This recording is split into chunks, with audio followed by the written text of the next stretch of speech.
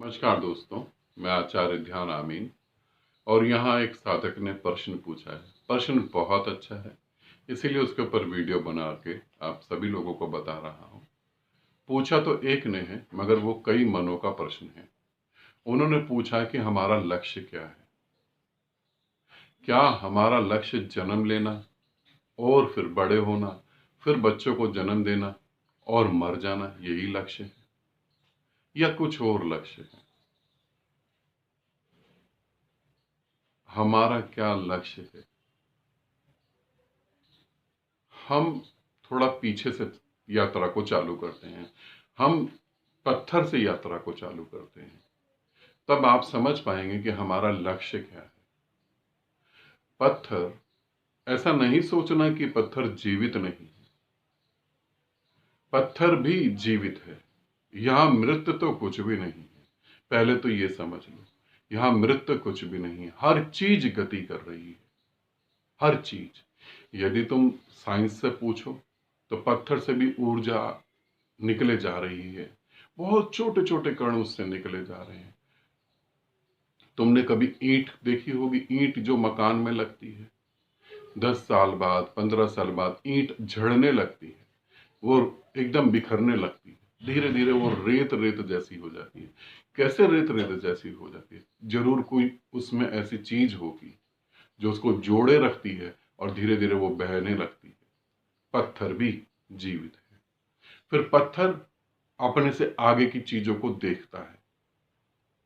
अपने से आगे की चीजें पत्थर देखता है। पेड़ पौधों को, कीड़े मकोड़ों को वो देखता है। कीड़े, पेड़ पौधे कैसे हवा का आनंद ले रहे हैं। कीड़े यहां से उठकर वहां जा सकते हैं, मैं तो नहीं जा सकता। पेड़ बारिश में कैसे झूमते हैं, मैं तो नहीं झूम सकता। जीवन को ज्यादा अच्छे से और ज्यादा आजादी से जीने के लिए उसके अंदर एक प्यास पैदा होती है। उस प्यास को बढ़ाता है वो पत्थर, और जब बढ़ाता है तो वो पत्थर धीरे धीरे धीरे धीरे आगे बढ़कर इन्हीं चीजों में कन्वर्ट होता है।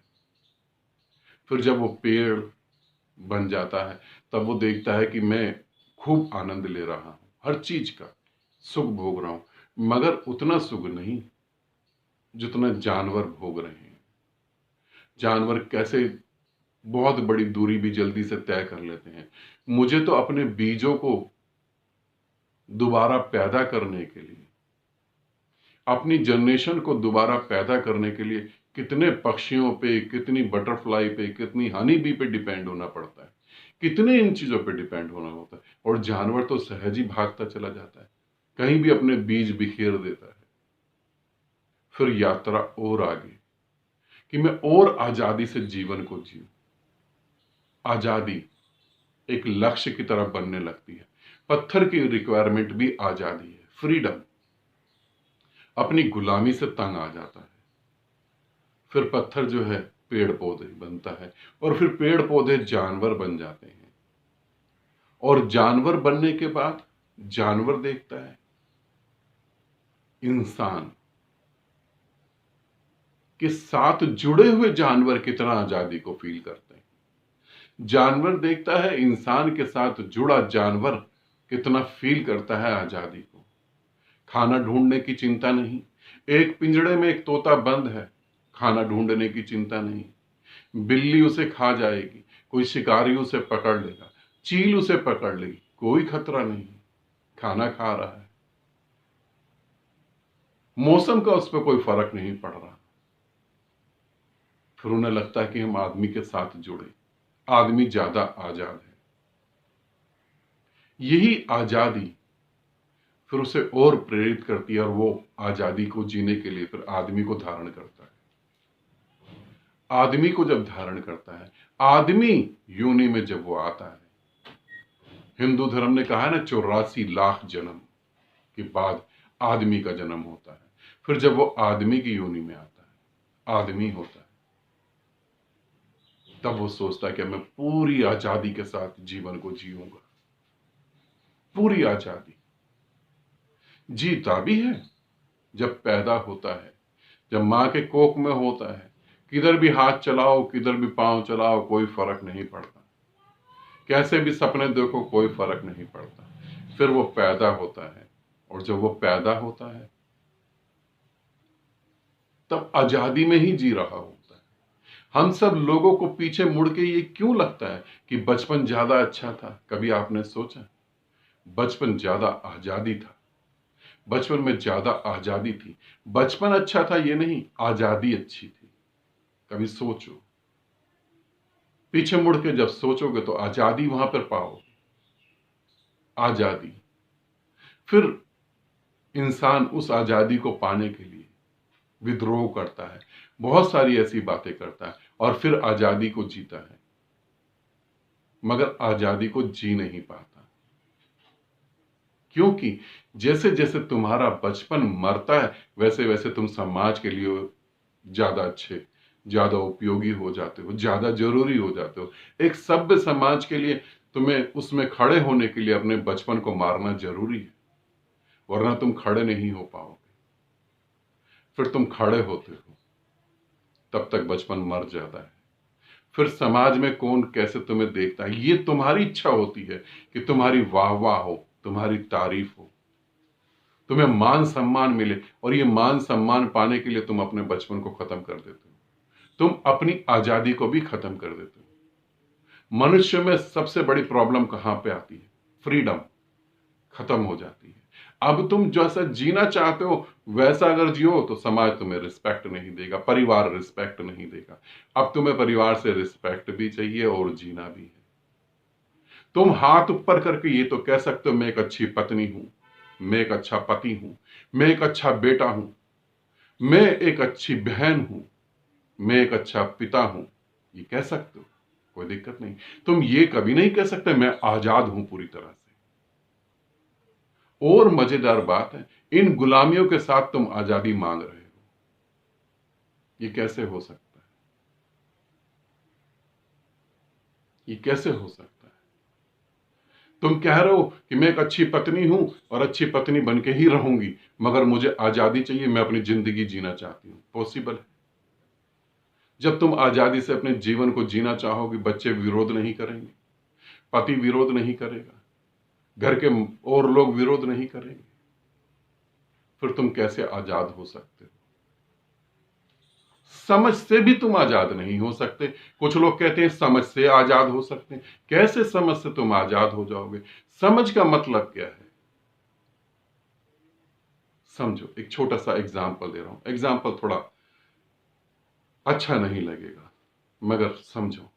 एक सुअर को लो, एक पिग को लो, पिग को तुम साफ पानी में नहला दो, बहुत अच्छे से इत्र परफ्यूम लगा दो, और उसे छोड़ो, और उसे साफ जगह बिठाओ, उसे घृणा हो जाएगी इन सब बातों से, वो कीचड़ में जाना पसंद करेगा। तुम आजादी के लिए ध्यान करो, मेडिटेशन करो, कुछ भी करो, तुम अपने बंधनों से आजाद नहीं होना चाहते। तुम चाहते हो परमात्मा तुम्हें मिले,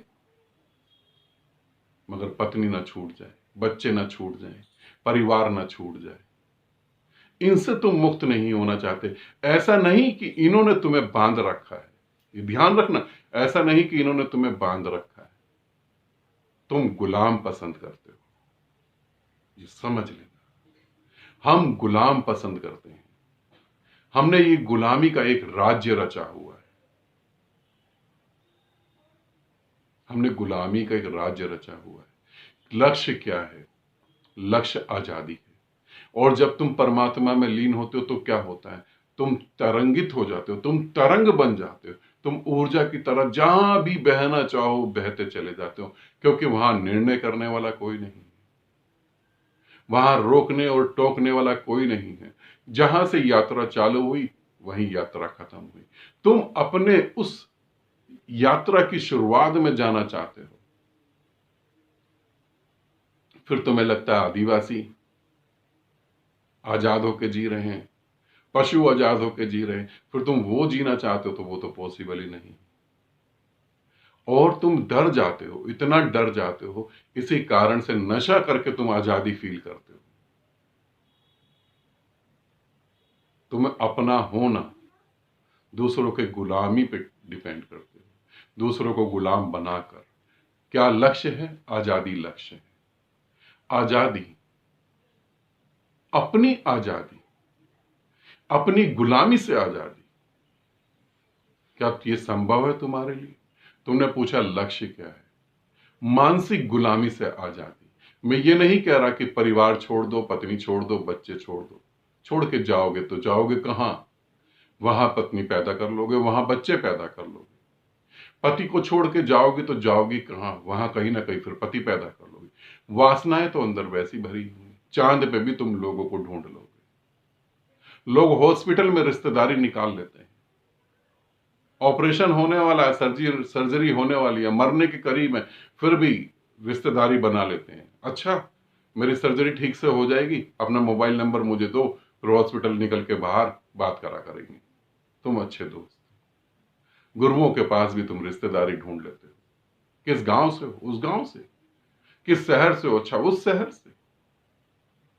तुम गुलामी को समझ नहीं पा रहे, और ये गुलामी तुम्हारी जान ले लेगी, और यही गुलामी तुम्हारी जान ले रही है।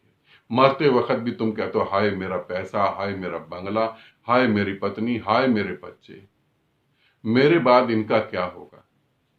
तुम्हारे माता पिता भी, तुम्हारे दादा दादी भी, नाना नानी भी यही सोचते सोचते मरे थे। तुम्हें अगर याद हो तो इसे समझना। ये हाथ ऐसे करके कह सकते हो कि मैं आजाद हूं, और आजादी का मतलब ये नहीं कि मैं आजाद हूं, बाकी मेरी पत्नी मेरी गुलाम है या मेरा पति मेरा गुलाम है। नहीं, आजादी का मतलब है सब स्वतंत्र हैं, सब जैसा जीना चाहें जिए। लक्ष्य क्या है? आजादी। और जो आजाद होकर जीता है वो परमात्मा में लीन हो जाता है। परमात्मा है सहज सरल, प्रतिपल नया, और हमारा दिमाग है प्रतिपल पुराना, असहज, जटिल, विक्षिप्त है। हम आज भी अगर अपनी पत्नी और बच्चे को देखते हैं तो कल के चश्मे लगाकर देखते हैं, कल इसने ऐसे करा था। शादी की सालगिरह की जब बात होती है तो ये नहीं कहते कि वो बड़ा अच्छा दिन था, सास ने ये कर दिया था, ससुर ने ये कर दिया था, उसने पैसे नहीं दिए थे, उसने दहेज कम दिया था। पूछा है लक्ष्य क्या है? लक्ष्य आजादी है।